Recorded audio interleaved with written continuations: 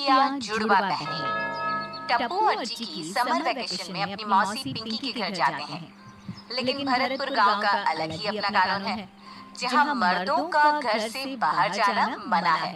यहाँ औरतें बाहर का काम करती हैं, वहीं मर्द घर के सारे काम करते हैं। मौसी, आज हम घूमने चलेंगे। गांव देखने का बहुत मन हो रहा है। शहर में ये सब कहाँ जो गांव में है। हरी भरी वादियाँ, ये खेत, ये सब देखने नहीं मिलता। बेटा, तू बाहर नहीं जा सकता है।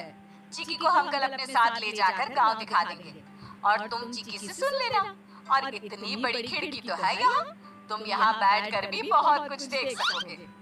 नहीं, मुझे देखना है बस। हम यहाँ घूमने आए हैं मौसी। चिकी घूम सकती है तो फिर मैं क्यों नहीं? मौसी, इसे भी ले चलेंगे तो क्या हो जाएगा? हम सब खूब मजे करेंगे।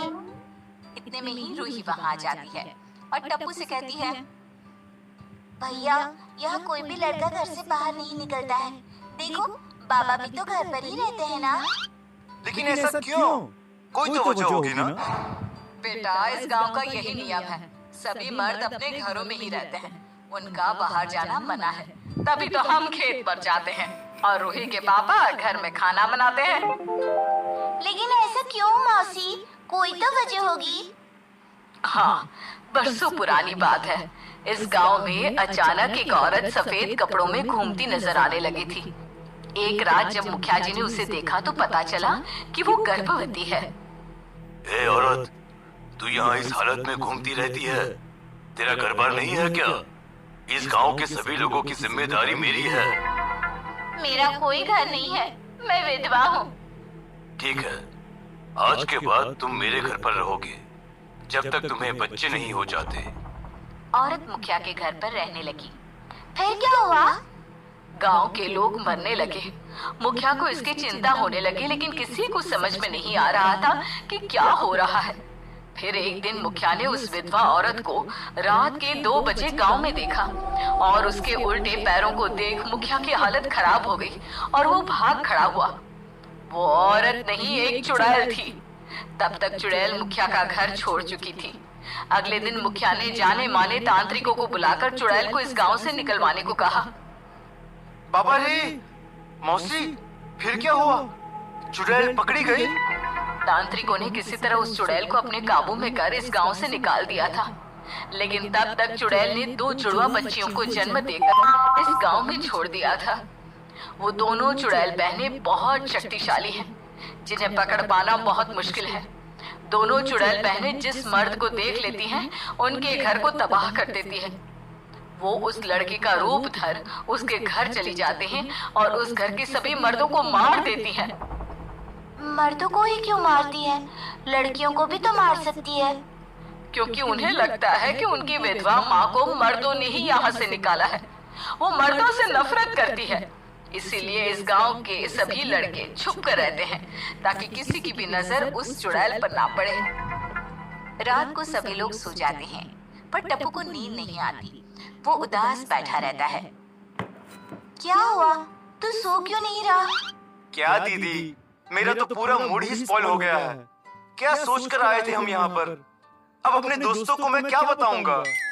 तू चिंता मत कर, मैं हूँ ना। इन चुड़ैलों में मैं विश्वास नहीं करती। कल जब मौसी नहीं होंगी और मौसा जी सो रहे होंगे, तब चुपके से हम तीनों निकल जाएंगी। तू हमारी तरह ही तैयार हो जाना ताकि किसी को तुझ पर शक ना हो। सच दीदी, कल हम जाएंगे। अगले दिन टप्पू चिकी और रूही की तरह लड़कियों वाले वेशभूषा में तैयार हो जाता है और वो 7 गांव देखने निकल जाते हैं। उधर चुड़ैल जुड़वा बहनों को कई दिनों से कोई शिकार नहीं मिला था, इसलिए वो शिकार की तलाश में बेसब्री से बैठी थी। दीदी, किसी लड़के की खुशबू आ रही है। बहुत दिनों से कोई लड़का दिखाई नहीं दिया। आज झटकी, खुशबू तो मुझे भी आ रही है, लेकिन कोई दिखाई नहीं दे रहा। दीदी नजर गड़ाए रखना, ये मौका छूटना नहीं चाहिए। तो चिंता मत कर। इतने में ही घूमते घूमते तीनों उसी खेत पर आ जाते हैं जहाँ बांस के पेड़ पर दोनों चुड़ैल बहनें बैठी थी। पेड़ को देख रूही कहती है, चलो हम लोग यहाँ झूला लगाकर झूलते हैं, बहुत मजा आएगा। ये झूले वूले पर तुम लोग ही झूलो, हम लड़कों को इसमें कोई इंटरेस्ट नहीं है। धीरे बोल, कोई सुन ना ले। उधर दोनों चुड़ैल बहन सुनकर हंसने लगती है और कहती है हमने तो सुन लिया, अब तुम्हें हमसे कोई नहीं बचा सकता। चुड़ैलें उन्हें दिखाई नहीं देती है। ये किसकी आवाज है? कहीं ये चुड़ैल बहनें तो नहीं? भागो यहाँ से। तीनों भागने लगते हैं। तभी दोनों चुड़ैल बहनें टप्पू को पकड़ लेती हैं। हमारी नजर से बच पाना आसान नहीं है, चाहे कितना भी रूप बदल लो। चिल्की, तू इसे अपने साथ रख, मैं इसका रूप लेकर खून पीती हूँ कुछ लोगों का। नहीं दीदी, मुझे जाने दो ना, बहुत दिन हो गए खून पिए हुए। ठीक है, तू ही चली जा। चुड़ैल बहन टप्पू की शक्ल लेकर रूही और चिकी के पीछे पीछे भागती है। इधर दूसरी चुड़ैल टप्पू को अपने साथ पेड़ पर ले जाती है। टप्पू की शक्ल में चुड़ैल चिकी से कहती है, दीदी जल्दी भागो, कहीं चुड़ैल हमें पकड़ ना ले। भागते भागते भी तीनों घर पहुंच जाते हैं और चुपचाप सो जाते हैं। मौका पाते ही चुड़ैल रतनलाल का खून पीकर उसे मारकर फेंक देती है। अगली सुबह पिंकी उठती है तो देखती है कि रतनलाल घर से गायब है। पिंकी पूरे गांव में ढूंढती है लेकिन रतनलाल उसे कहीं नहीं मिलता। कहीं ये सब चुड़ैल बहनें तो नहीं कर रही? रूही, हमें सब कुछ मौसी को बता देना चाहिए। इधर चुड़ैल मौका पाकर पड़ोस के घर में टप्पू की शक्ल लिए खेलने के लिए घुस जाती है। इस बार तो लगता है पूरा गांव ही खा जाऊंगी। फिर उस घर की किसी लड़के की शक्ल ले लेती है और घर के सभी मर्दों का खून पीकर उन्हें मार देती है। एक एक करके चुड़ैल कई घरों के मर्दों को मार देती है। गांव में कई औरतें विधवा हो जाती हैं और एक दिन वो घर के बाहर आकर रोने लगती है। औरतों की रोने की आवाज सुनकर पिंकी बाहर निकलकर देखती है। क्या हुआ? ये रो क्यों रही है?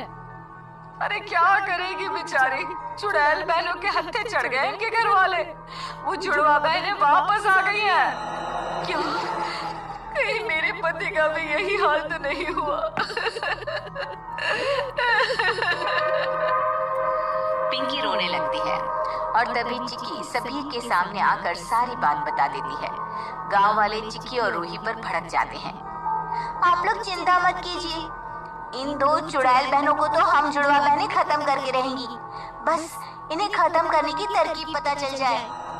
चिक्की गांव की एक बूढ़ी औरत के पास जाती है और चुड़ैल बहनों को खत्म करने की तरकीब पूछती है। बेटा, ये लोगों को मारने का एक ही रास्ता है। भोले बाबा की मूर्ति इनसे छुआ दी जाए तो ये खत्म हो जाएंगी। ठीक है अम्मा। चिक्की और रूही लड़के की तरह तैयार हो जाते हैं और अपने हाथों में एक छोटी सी शिवलिंग रख लेते हैं और उसी खेत पर चले जाते हैं। दोनों चुड़ैल बहनें लड़कों को देखकर पगला जाती है। दीदी, अब इस टप्पू की हमें जरूरत नहीं है। आज शिकार खुद चल कर आया है हम दोनों के पास। अब इन दो लड़कों की शक्ल में हम गांव के घरों में घुस जाएंगे। आज फेंक इस टप्पू को नीचे। चुड़ैल बहनें टप्पू को नीचे गिरा देती है और टप्पू चिल्लाते हुए बिचारी पर गिर जाता है। टप्पू की आवाज सुन चिक्की और रूही पेड़ की ओर भागते हैं। तभी चुड़ैल बहनें उनके सामने आकर खड़ी हो जाती हैं।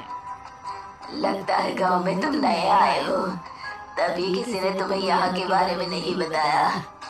अब आ गए हो तो जाओगे नहीं बच के। चुड़ैल बहनें उन दोनों को मारने के लिए तैयार होती ही हैं। तभी मौका पाते ही चिक्की और रूही अपने हाथों की शिवलिंग उनके माथे पर रख देती हैं और दोनों भस्म हो जाती हैं। चिक्की टप्पू को वापस ले जाकर पिंकी के पास चली जाती है।